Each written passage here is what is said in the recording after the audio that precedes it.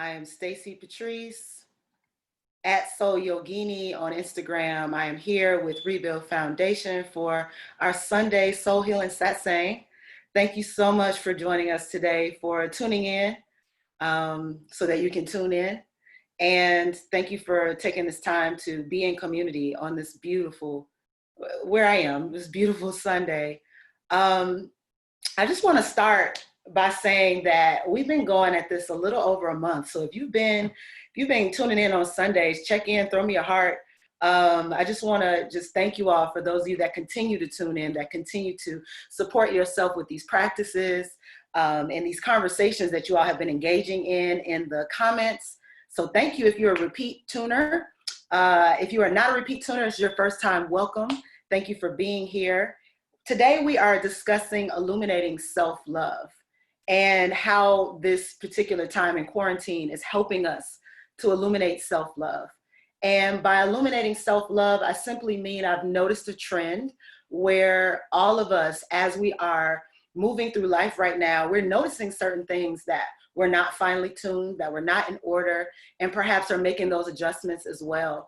And so I really want to support you all and to be supported in this concept of how we can further illuminate self-love during this time. And what is it that we need to do in order to notice the opportunities for that in our lives?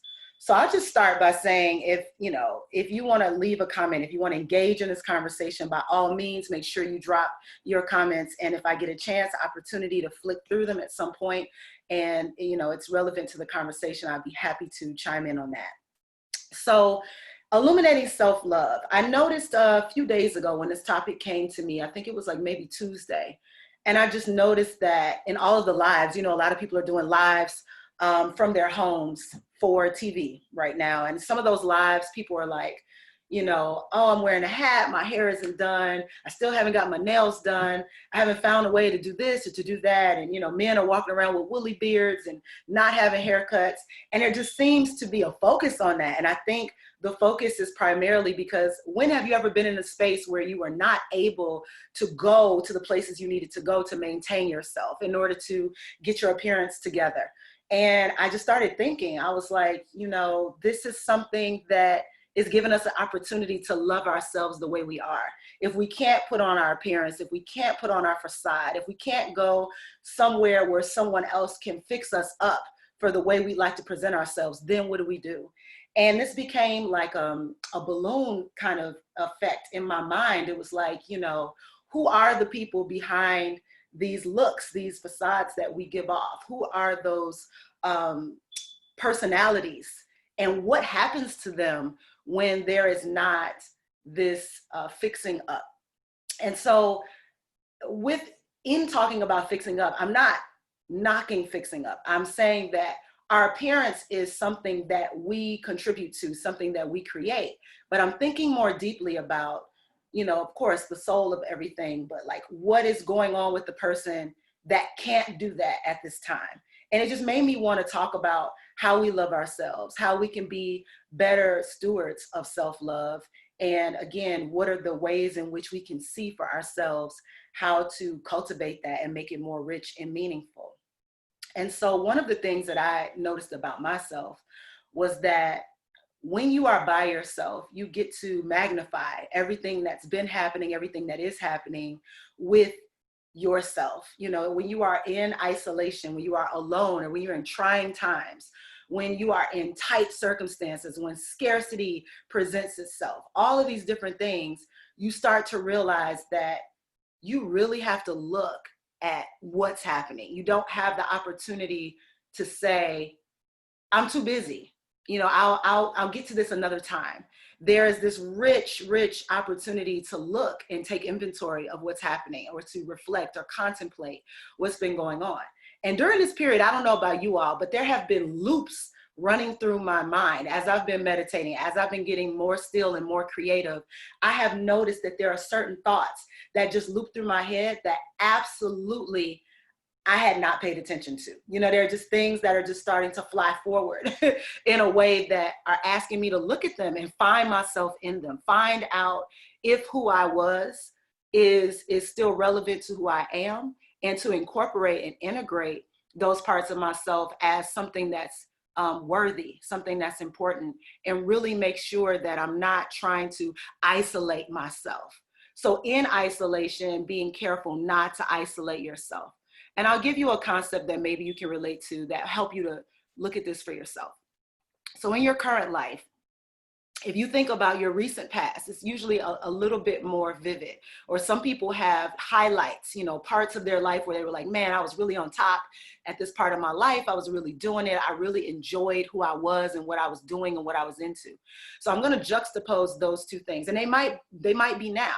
But the point I'm making is we can always look at the periods where we're not necessarily as inspired by our lives, and then look at the periods where we really are, and start to notice if we're kind of pitting those two parts of ourselves against each other.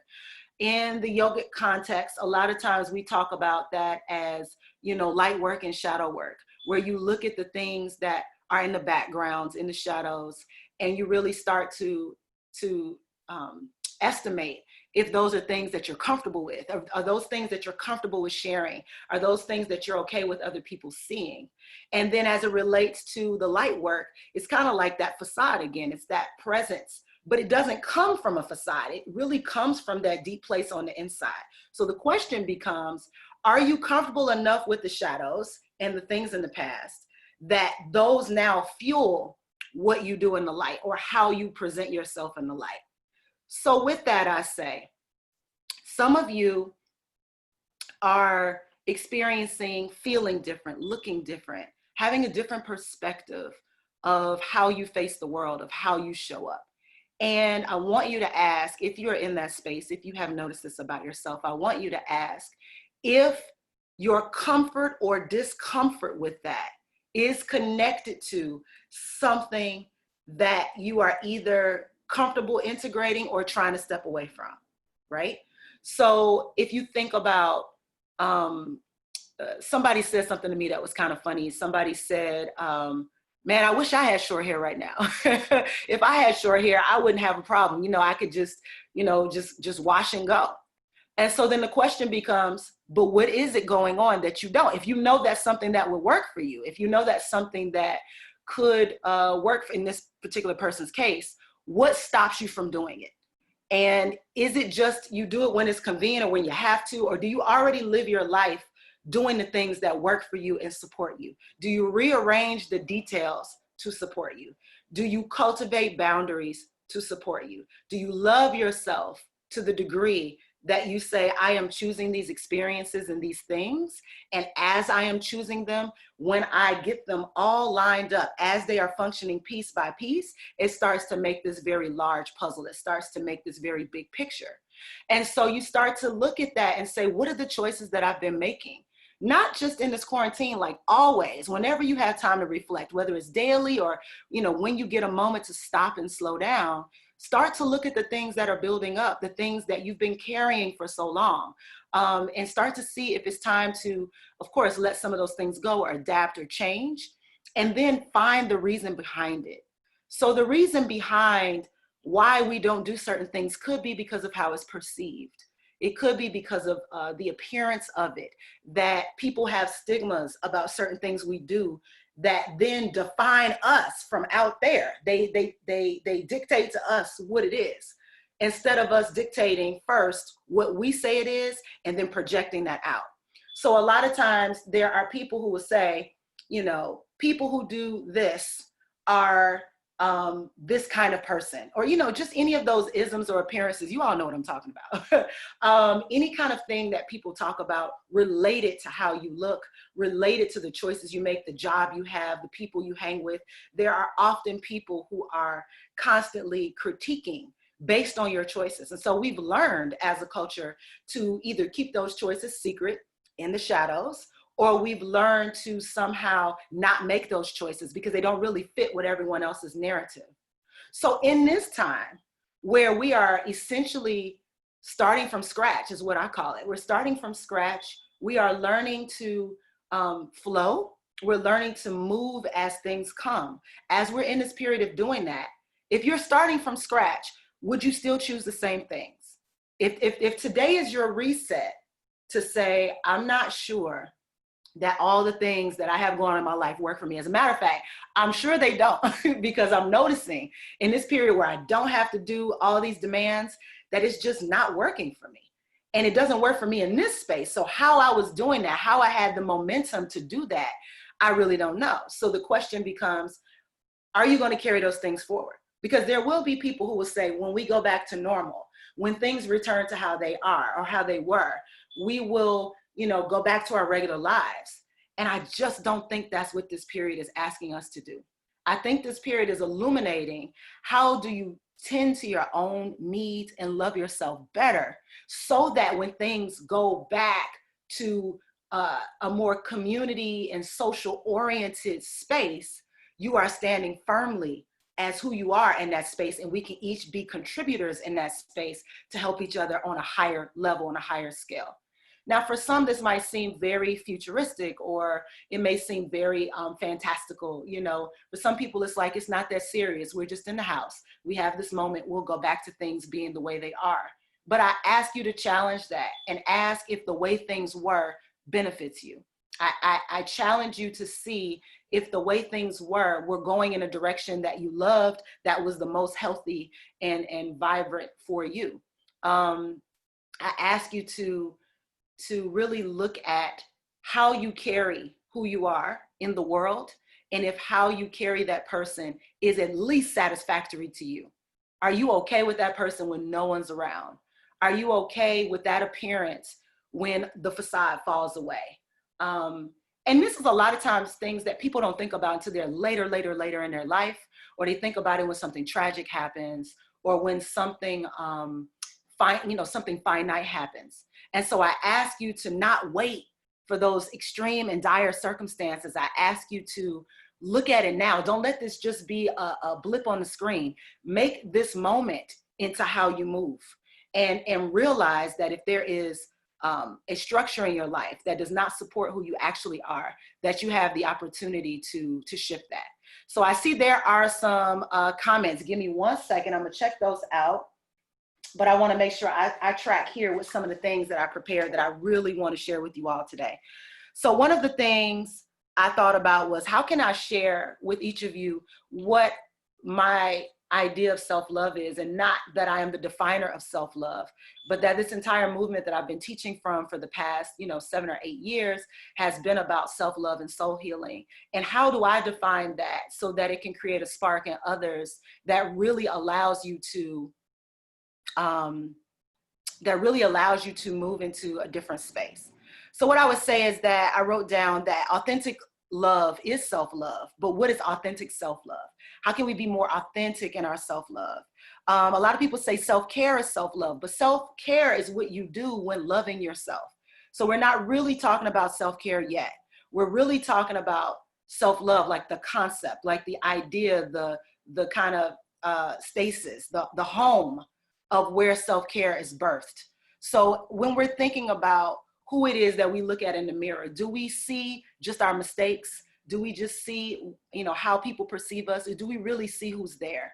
At least in the way that we honor that this person that we're looking at has been through trials and tribulations, has been through hard times, great times, grand times, has moved through life and is still here, has given themselves the deference to choose, has been a person who is about the freedom of expressing who they are, has been a person who has created a life that feels complementary to their deep innermost thoughts, a person who really gets to show and be naked in front of others, like to show who you are to others so that they really get a good idea of who they're talking to and who they're talking with.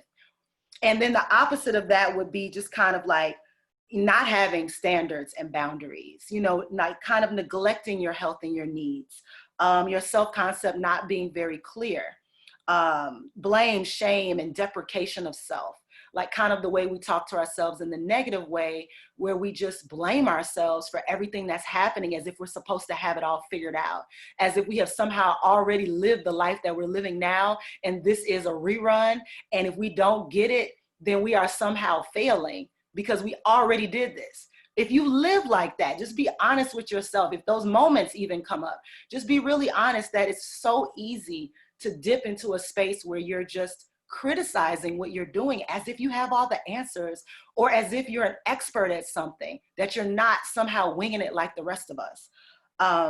That you believe that there are gotchas in your universe, that there are no's waiting for you, that if you try and ask or request or get something, that there's something that's going to say no. It's just waiting for you to ask to reject you. You know, these are the kind of, you know, thoughts that we sometimes carry and we've been conditioned to believe based on our experience. But our experience is our history, and we are in a position to create new experiences. So then that kind of spawns a question: what are you willing to do to create a new experience or a new set of experiences for yourself, so that you can have a different concept of who you are? If you keep recreating the experiences that defined you previously, you can expect to feel just like that person.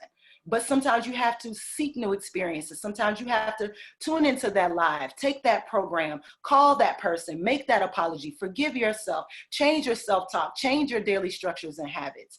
And in doing these things, you start to reform how you understand yourself, because you show up differently. And once you show up differently, you have concrete evidence and now experience that it can be different. But a lot of times you have to get there. As Tyrese said, throwing in a towel. You know, if you get to the point where you throw in the towel and you say, you know, I just can't do it anymore, I'm just done, I quit. You know, if that is something that comes up, see what's behind that. Because I promise you, a lot of times when you're wanting to throw in the towel, when you're wanting to give up on yourself, just think about that, right? You want to give up on you. Not someone else wants to give up on you. You want to give up on you. When you get to the place that that makes sense and that's a norm, it's because someone else's or many people's or society's self-concept is so deeply entrenched in who you define yourself as that you don't even see where you are. And I'm saying that because I think we all go through this at a point. At some point, we all have to make decisions about whether we allow what others think to define us. Is it something we should, you know, integrate or assimilate with? Or are we so uncomfortable being alone and being an individual in our stance that we just take on what other people do? And this is such an important question to ask yourself, because right now, yeah, there's a certain rhythm always of what other people are doing. The real question is, what is your rhythm? How do you get back to who you are and how you feel? How do you stand in a space that says, you know, for whatever your name is, who you are? How do you stand in a space that says you are totally able and competent in making choices that feel good to you, even if you think that other people won't adapt to it or like it or accept it? What if that's actually making it further along your path as opposed to being off your path? What if your path that really resonates with you and vibrates with you is waiting for you to choose it? And it's these second by second decisions that you make that journey so long to get there, that make that journey so challenging to get there, that create the struggles because you won't let go when you're just trying to get there. Y'all, this is so important. And I hope if you all are feeling me, I hope it's starting to resonate, because this is not a blame game. This is not, I'm sitting here and you know, in some kind of judgment. This is not that you all are sitting in judgment of others. I am simply asking you to look at these things, because looking at these things gives you the clear view and the opportunity and the vision to remember after this call that each decision you make is a negotiation with the universe, essentially, about how you're going to move, about how you're choosing to move. Situations won't move out of your life if you keep choosing them. If you keep saying, I don't want this, but I keep choosing it, where is it supposed to go? You're very powerful and you keep choosing it. So where is it supposed to go? And I want you to be really, really shifting in your beliefs. You know, your beliefs are what carry the fabric of how you show up. Your beliefs are the foundation upon which you are often choosing. So is there something you believe, big question, is there something you believe about yourself that is something you need to let go? Is there something you believe about yourself that actually keeps you stifled, keeps you away from truth, keeps you locked in, keeps you connected to things that don't feel good when you try and move in them? And these are very subtle for most people. Sometimes you can see that the things that you keep choosing, you just think of it as a routine in life. But then you meet someone and they're doing something completely different and they give zero craps about what people think about it. And it's those kind of people that become our biggest teachers, whether that's a partner, family member, whatever it is, friend, best friend, old, used to be best friend, whatever it is. It's those kind of people that remind you that it's really something else going on that I can do. And I have evidence now of people who are doing it, that I'm not in this vacuum of everyone's doing the same thing. And sometimes at least, I say all the time, in the city I live in, Chicago, for instance, if you're watching from Chicago, what's up? But in Chicago, there's a tendency to believe that work is the fabric of success and achievement, that the more that you do is going to give you the result that you want. And sometimes it's weeding through those things that you just do for the sake of doing and finding the things that give you the results that you want. So I want you to just sit with that for a minute. If any of you on this call would say to yourself, I want to be, and fill in the blank, ask yourself what's between you and it. And I want you to notice how many times other people's names come up as what's in between you and it. And that's how you can really gauge, right? If I say I want to be an architect today, at this point, I'm not going to put the barriers to entry in front of me. I'm going to be aware of them, but I'm also going to allow myself the space to say, what is it that I have? What is in my base? What is in my, cultured self that really makes this thing align with me? That's what you're always looking for. I don't care if it's a career change. I don't care if it's a relationship. You are always looking for the thing that lines you straight up with the place that you want to be. That's what you're always looking for. Don't look for the reasons you can't. Don't look for the things that tell you it's impossible. Don't look for the evidence that everyone else has failed at it. Look for the things that line you straight up with it. Look for the things that say it's calling you by name and you're calling it by name. So if I say I want to be an architect, and this is just something I'm, posturing with right now, I can remember in 6th grade, I was in an engineering club and I drew scale drawings of these buildings. And we actually used plexiglass and foam core and created these buildings and models in real life. And there were engineers that came to my grade school to see what it is that these young engineers were doing, right? And then I might say, but I had more fun drawing and creating the layout of the structure than maybe I did with the scientific part, but they're both involved, right? You start to look for those experiences that confirm that this thought is not random, that this feeling is on point, that this path is ablaze for you. You start to look for those affirming details, and you start to quiet the details that say, you can't do that. That's not possible. There is not anybody that has done that. There's nobody that looks like you that's done it. There's nobody who moves like you that's done it. There's nobody in your income category that's done it. Lay that to rest, because self-love says, if I can have the idea, then it's possible for me. It doesn't look for the details of how it's not possible. The ideas of what you can't do don't come up until you think of what you can do. So that lets you know who the follower is. It's what you can't do that's the follower. What you can do is the predecessor. So you think about, or the precedent, you think about how you are able to come up with an idea out of nowhere, out of seemingly nowhere. Why is this idea choosing me right now? What information am I getting right now? And then how does that, and this is the most important part, how does that vibrate with who I'm choosing to be to meet that? What is the level up that I have to choose for myself to meet it? I'm not talking about clout chasing. I'm not talking about going to find the people who are already in that field and line yourself up with them. That may happen. I'm not talking about that, y'all. I'm trying to go a little deeper. I'm trying to go subterranean. Think about who you have to be to line up with what you want.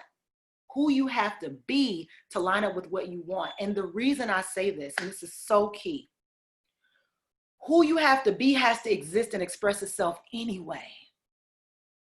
If who you have to be has to exist and express itself anyway, then you might as well bear fruit while you're being that. Don't cut back. Don't change course. Be who you have to be anyway, and let those people who resonate with that find you, draw themselves to you, befriend you, become partners with you. Be very discerning about what you're doing to fit in versus what you're doing to flush out, right? And I think about this in a more dynamic context. As we are sitting in this space where the world is shifting and changing, we have the possibility to say, who do I need to be better for myself? You know, be your fullest self. Who do I need to be better? Am I eating the way I want? Am I respecting my body the way that I want? Am I giving my body what it needs? Levels, y'all. I'm not going to get into that on this live. We'll talk about that another time and space. But levels, are you giving your body what it needs?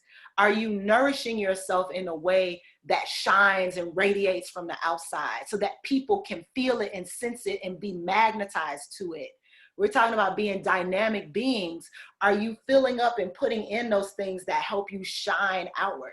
Are you purging those impurities? Are you giving yourself the space to change the way you do things? So I'm gonna share a few more things, and I'm gonna get to your comments in just 1 minute, but I wanna share a few things.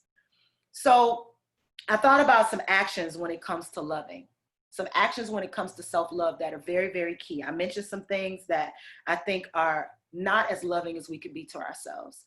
And now I want to mention some things that I collected from my mind's eye to really call in those actions to love. So the first question is, what is the sacred initiation that is before you? And this is coming up in a book that I'm writing, but I want to just give you a preview of this. The sacred initiation, I'm not saying intention, I'm saying initiation.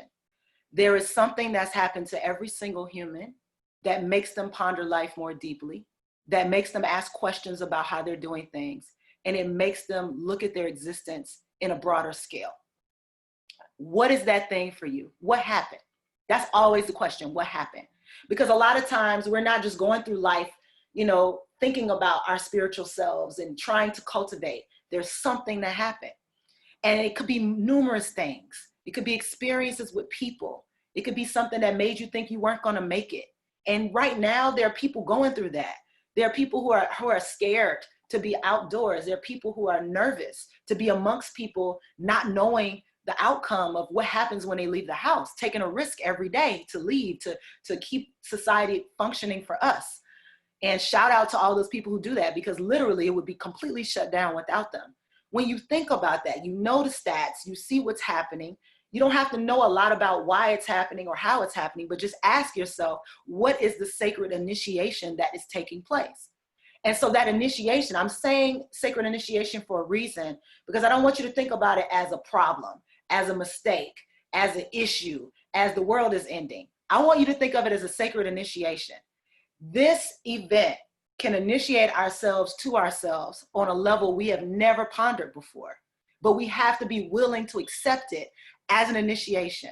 And initiations don't have to be bad. They're just challenging and cause us to change the way we think and the way we do things. So what is the sacred initiation that's before you, and how are you handling that? Are you accepting it? Are you allowing it? Or are you trying to push it down and move it away? Are you waiting for it to be over to get to the end? Or are you seeing this entire time as a journey in and of itself? So that's the first thing we can do to cultivate self-love on another level, is ask ourselves and inquire about that sacred initiation. Next, we have to think about growth in motion. The fact that even if we can't see the outcome yet, we are always growing and always expanding. And we are in a space where what it is that is doing, what it is that we're doing every day is building, is progressing. And that if we stay in motion with our ideas and our thoughts and how we want to see ourselves, if we never stop moving, if we never stagnate, I don't mean being busy, I mean we never stop pursuing truth, pursuing growth, pursuing a better version of who we can be, then we allow ourselves to grow in that way. So that growth in motion is really big, because sometimes we get very settled and say, you know, this is just who I am and this is who I'm going to be. And that's beautiful. That's a form of self-love in a certain way too. But there's a caveat. If who you are is not working for you, then don't be that person. Continue in motion until you find or bump into the things that really give you that edge that belongs solely to you. Next, respect the path. Respecting the path means this too is successful for you, And this too has different versions of success for others. It means that you don't look at other people as having to be like you, and you don't allow other people to look at you as having to be like them. You don't allow that. And allowing is an interesting word because we're not forcing other people's hands. We're changing the dynamic of how we function to put boundaries and to put challenges in proper perspective. So this could mean that if there are people in your life who are like, I don't like when you change. I don't like when you're like this, or, you're being somebody different, or don't do that. Those are things that we have to check. It's not up to them to check it. It's up to us to check it. Because what we're saying when we don't check it is it's okay, and it will continue. So it's up to us to check how we allow people to pigeonhole us into a tight space, and to not give ourselves the respect for the path we are on, not the path everyone else is on. This is an individual thing. Each individual path forms the collective. So we have to respect others' individual paths and our own individual paths. Also, we talk about compassion for the how, healing in the how. So, the how is just the messenger. It's just the vehicle for all of this. So right now, the vehicle for this sacred initiation is called COVID-19. It's called quarantine. It's called self-isolation. It's called sheltering in place. It's called an epidemic, a pandemic, right? That is the how right now. So then inside of that how, what is the how that you're choosing to make sure that you are forming things and creating things still to support you? So if you look at how things are happening, yeah, you got to understand people are going to have different reactions. Some people will be scared. Some people will be, it'll go over their head. They won't grasp to any of these details. But for me, it's important to look at your levels of compassion as you're engaging with people, as things are happening, and to not let how other people feel about things deter you, but to not ignore them as if they are invalid, right? That is so important. And if you have moments where you feel high and moments where you don't, it's important to acknowledge all of those as well, and let those parts of you be healed. Let that old stuff come up. Let those things that you're letting go of fall back, and don't feel that you can't go on, or that you somehow have to tighten up too quickly or get yourself straight. You are getting straight. You are in motion. You are being initiated. You are healing. But the compassion you have for yourself as this is happening is the important part. It's the important part. It's the part that says how these things are happening resonates with me in a particular way. And I have to be okay and gentle with myself as I am adjusting to these changes. Telling the truth in real time, big one. Tell the truth in real time. This takes practice. You may snap out the first few times you try it. This takes practice. You have to be able to stand up for yourself now. You have to be able to question things now. In the beginning, when you're trying to tell the truth in real time, what ends up happening is you go home, or after something is over, you hear the rehearsal in your head of like what I should have said, or man, why didn't I ask this? Or if this happened again, I would say it this way. That's just the practice. That's the rehearsal. It is the rehearsal. But in due time, you'll be able to ask in this moment, how come I can't have this? Or why isn't this happening? Or how can we do this? Or how can we make this different? You'll start to step in, because you'll see yourself as looking at the bird eye view of what's happening from the standpoint of who you know yourself to be and how you've been functioning. And as those two things kind of romance each other, you'll start to realize who I am and how I love myself is telling me to stand up now so that I can continue the conditions that I want to live in. Taking care of the details. This can be everything from the physical all the way down to the thoughts. Taking care of the details. I don't know how many of you have realized that you might find yourself more clean during this period. You may have a different level of cleanliness, or a different level of boundaries of who is allowed to be around you, or how often you're on the phone or the internet.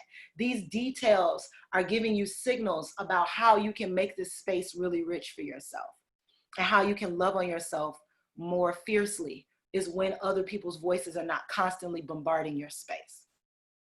And then, after you release that kind of weight, releasing the weight is part of it. You have to kind of say, okay, what's the big thing that's holding me back? Let me work on that day by day, piece by piece.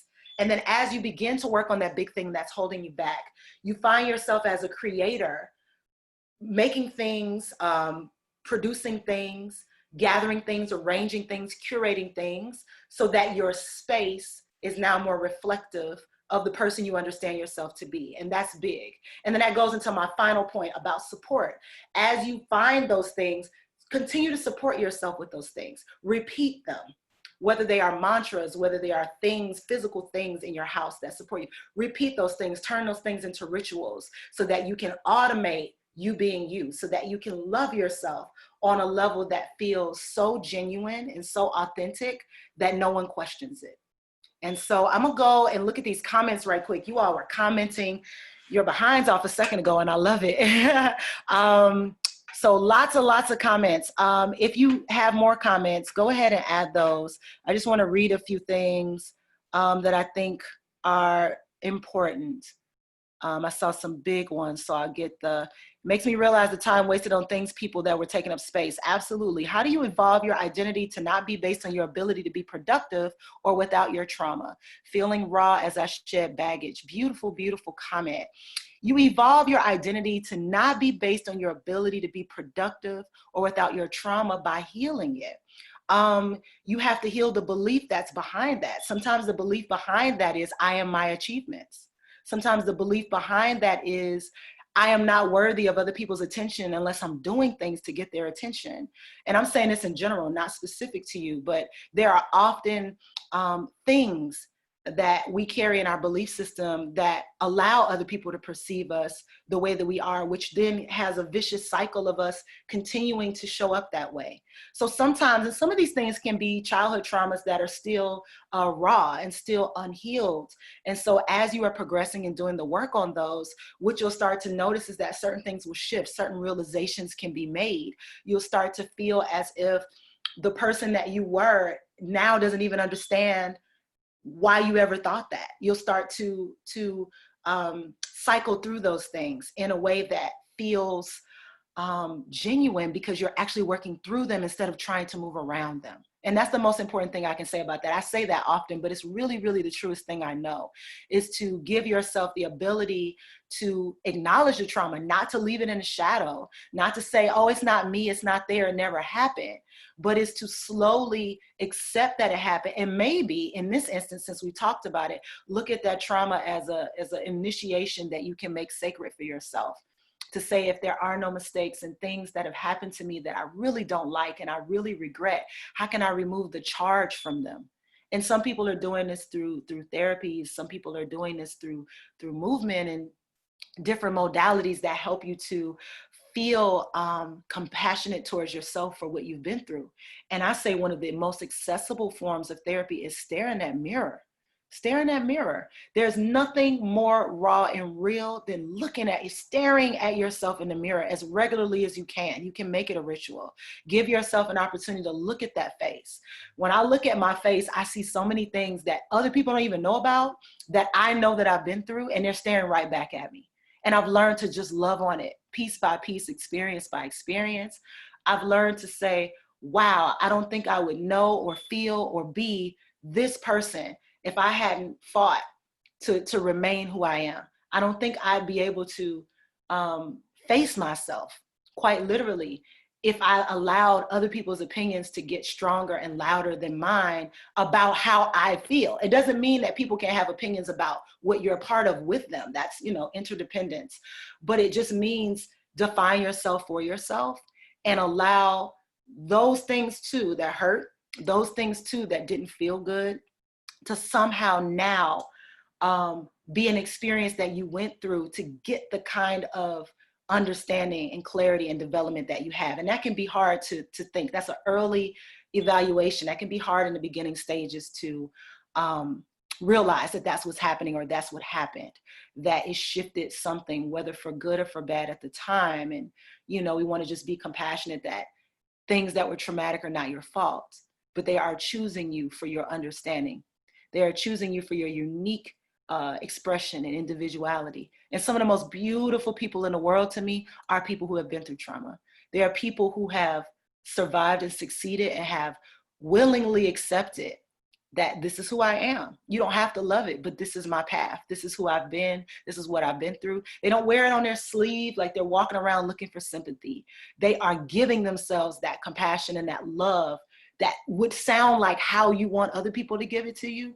That would sound like, man, I went through so much, and I'm open enough to let the love in. I'm not going to hold it back anymore because of what happened.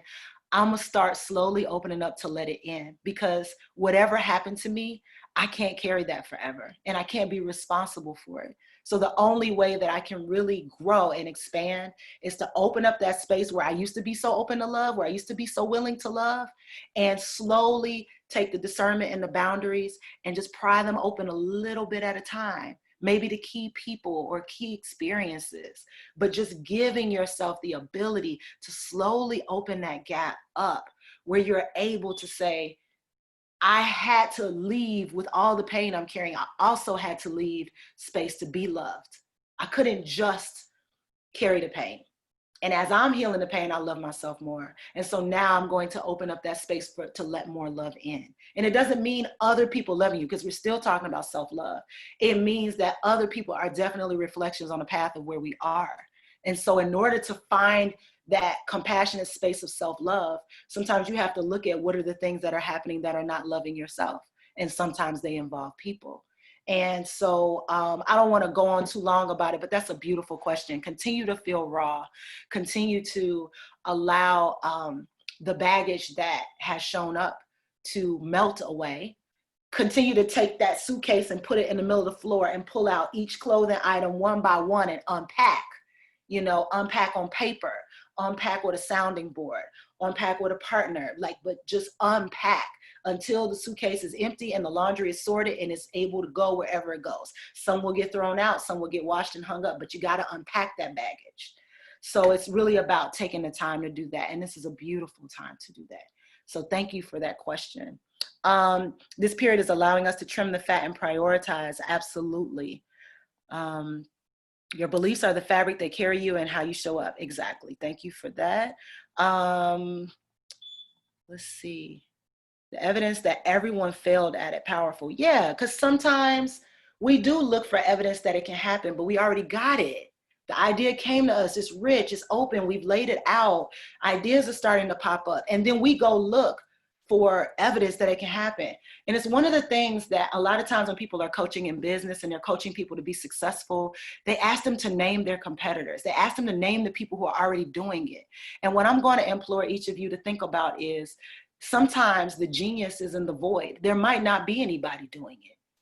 And that's okay. You can be successful at that too. You can gauge people's attitudes about why it's not done. It might be a really good reason why nobody's doing it. But that just means you have to have the kind of tenacity that says, well, I'm going to get to the end of this process. Again, this is a sacred initiation. I'm going to use it as a journey and figure out what's at the end of this process for me, not for y'all, for me. And as I start to move through, nobody's ever done it, I start to find out who I am. I start to understand what I think. I start to understand what's really important for me. I start to realize where I will and won't go and what I am and am not great at and what I do and don't want to do. And then that draws other people into the dream. It draws other people into the movement. But you got to believe it first. It doesn't come from other people believing in you alone. It has to come from your own self-definition. Man, y'all could talk about this all day. Y'all know I could. But I want to make sure that I have my last couple of key points before we close out. If you have any other questions or, something you want to share with the conversation, feel free to comment. I'll check them one more time before we go out. And I'll share with you all something that I feel is a personal share. And I feel compelled to share it because there has been an abundance of people that I've connected with over the years in this work, in my life. Some of you all in this live who I already know, you know me in many different ways. I'm just an expressionist. I'm a soul expressed. So there's no bounds to what it is that's possible as an artist, as a creator, as a soul who is doing the work. But something that I've realized is that in a lot of instances, it's very easy to run from the things that shape us and mold us and change us. It's very easy to say, I don't think I want to choose that experience because it feels too hard. And this is just as real as it gets when we're talking about self-love. Sometimes you don't want to choose the thing that's trying to form you because it feels too hard. And in my life, there have been many of those things, countless, as I'm sure is true of many of you. Things that you're just like, I don't want to choose that. It's too hard, it's too much. And what I will say as we're exploring this is, if you didn't come here to be you, who did you come here to be? If you didn't come here to love yourself, what is the point? And if you didn't come here to experience yourself physically, meaning all that you are in all these layers and realms, if you did not come here to explore that and somehow make sense and connection of that, what are we doing? And I'm gonna talk slow because I feel like that's what we're facing. We could call it whatever we want, but that's what we're facing.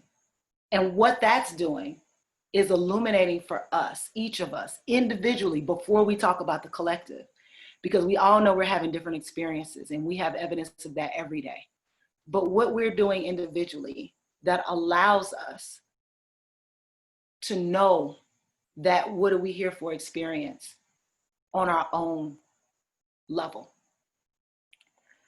I say, if there's something that makes sense to you, I don't really get into the you only live once thing. I don't really get into the bucket list, because I think self-love and what we're talking about today is a being. Some people disagree with that. I think it's a being. Some people say it's a verb. I think that's self-care. I think self-love is a state of being. It is the constant narrative and evidence of how you show up and keep the integrity of this beautiful being that is you over time. How do you stay being who you are in a way that you know is your individual divinity and goodness to share? How do you stay there? Gosh, that question is mind-blowing, because how to stay who you are has so many nuances. Because again, we want to change, we want to grow, we want to develop. But I'm talking about the essence, the seed. I'm talking about the fact that whether you're living it now or not, there's something about you that no one else can duplicate, because the way you do it is the spark that lights up others. The way you approach it is just so connected. It took the trauma, the hurt, the initiations, the pains, the joys, the love, for it to all be this Rubik's Cube that you present as you. And why would you want to change any of that?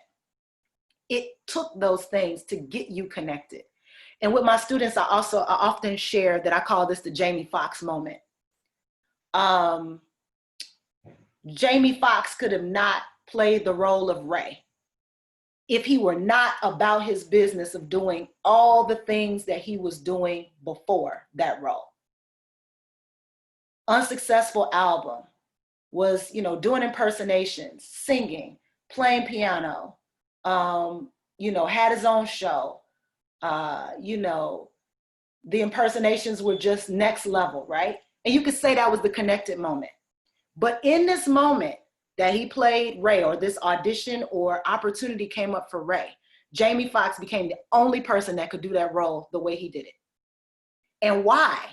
It's because of the practice and the experience of all of the elements that were required for this role. You might have found some people who looked more like Ray, or who could impersonate Ray, but didn't have the experience in other ways. They didn't know about his life, or you could even say Jamie channeled Ray. I use this experience, it sounds so random, but I use it because it helps to illustrate how every single thing we're doing is preparing us for a particular moment where it all connects and where we become that spark that opens up to everything else. It's not about the followers. It's not about social media. It's about these individual things that hold us in a way that when they connect and fuse together, we're able to shine just as brightly as possible. We're able to say, this is me. And along the way, you were consistent and steadfast at making sure that those things were happening. That's what we're talking about. To me, that's the being of self-love. It is, what do I want to feel? What do I want to create? Who do I want to be? How do I want to show up? And honoring that. Not saying no one else is doing it, so I'll wait till it's trending. No one else does this, so it must not be possible. You be the innovator. You blaze the trail. You put enough love into your understanding of yourself that you feel confident enough to go out there and do it, even if no one out there agrees or applauds. If there is no audience, which in these times we're understanding what that is a lot, there may not be an audience. So the question is, can you be strong enough in your self-love practices to be able to show up as that person? They're directly connected. And then when you do the massages and all the things that self-care is about, those things feed that self-love concept. The way you show up in them feeds the self-love concept. It's not the other way around. And don't let this time pass you by without tapping into that self-love. Don't allow this space to make you sad. Allow it to make you more compassionate. Don't allow this space to make you feel insecure. Allow it to give you a different idea of what security is for you.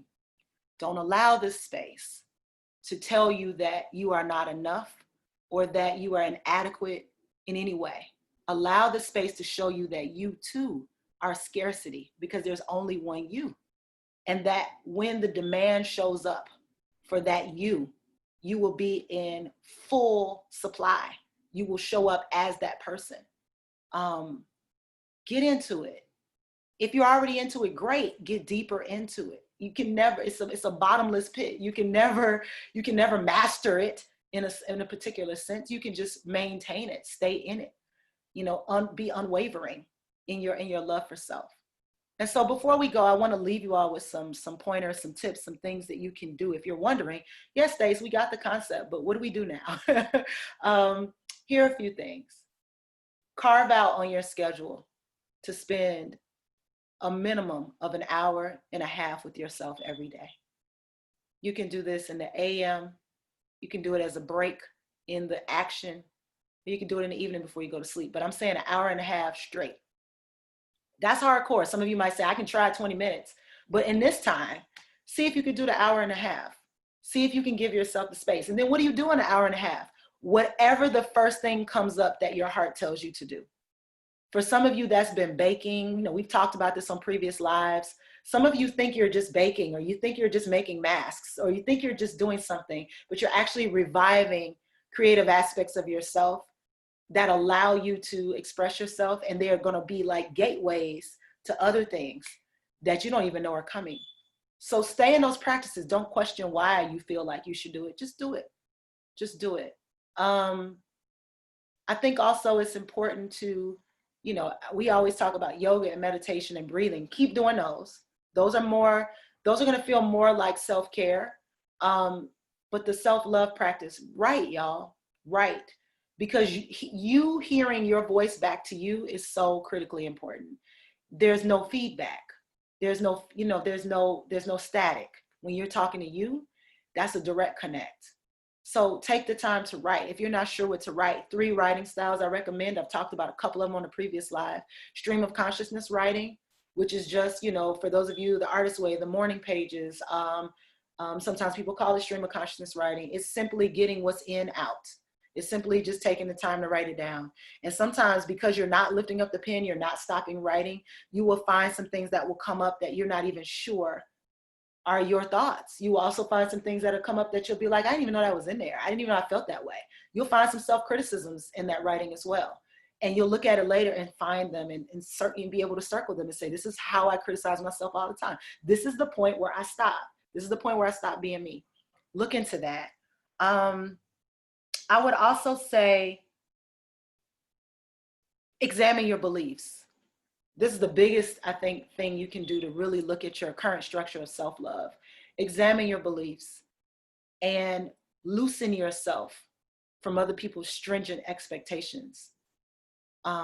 You can believe in the same thing as someone else. And we see this with religion. We see this with, you know, categories, you know, whether someone says they're a vegan or they're a yogi or, you know, I'm a dancer. You can have the same activity or say that you are something just like someone else and it not look the same at all. Some people I know who are dancers have never danced professionally, but they could, and I think they should, but they never have. It doesn't make them not a dancer. They have just loosened themselves from the industrial expectation that a dancer is defined by the achievement of being in the public eye and making money dancing. Don't do that to yourself right now. Allow what you believe to just be your belief. If it still works for you, just let it be a belief and affirm it for yourself. Don't attach constructs on top of it, because that can smother you. It can smother the joy out of something. You can feel like you love something a lot, and then you start to put things on it that say, well, if I've been doing this, I'm gonna have to do it this way. And then these people are gonna want me to, listen, y'all, I've already gone through that rabbit wheel for you. Listen to me, don't do that. Give yourself the opportunity to just do what's naturally you and see if that's something you can maintain. And share it or don't, but keep something sacred for yourself. Give yourself the opportunity to love something you do. And then when you find other people who also love you and how you think and how you feel, then you start to open up and let that love in. But have it first, practice it first, get it for yourself first. I would say this week, maybe in an hour and a half, maybe if you do it at nighttime, put your gratitudes in there, and then also put in there the things that you want to see. So like in the beginning, I talked about not looking at the barriers to entry, but looking at what it is that you want to do. Start putting those things down. Start writing them down. Write them down repeatedly. Repeat them 3 times, whatever you need to do. But start really juicing those statements up. Start giving them a little extra charge. Decide right now who it is you want to be. And decide right now that you are already it. Decide right now that every day you are a work in process to that. Decide right now. If you are a radical lover, which I had to make a decision about years ago, I can't throw hate at people. It's forbidden. And it doesn't mean that I don't have moments where I dislike things or dislike people or dislike the way I'm treated. It means I'm a radical lover. And a radical lover means that love is more important than what I dislike. So then I feed myself more of that. I talk about more of that. I share more of that. I speak more of that. I don't give the same space to things I don't like or my participation in things I don't like the way that I may have used to. Done. So I want you to find out what that is for yourself. And just know that whatever you're finding that feels out of sorts during this period, if it feels like, this is agony. Why can't I? When can we go back outside? When can we play? When can I be out of my house? Those are sacred initiations into self-love. Let's just see it that way and see what happens.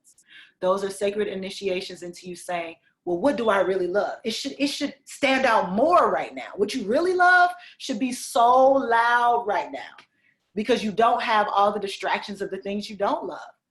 And then the things that feel like they're compromising to you, you should be able to look at those things and say, you know, I think I can find something about myself that I could pay more attention to in those things. I think I can give myself more attention today at this time.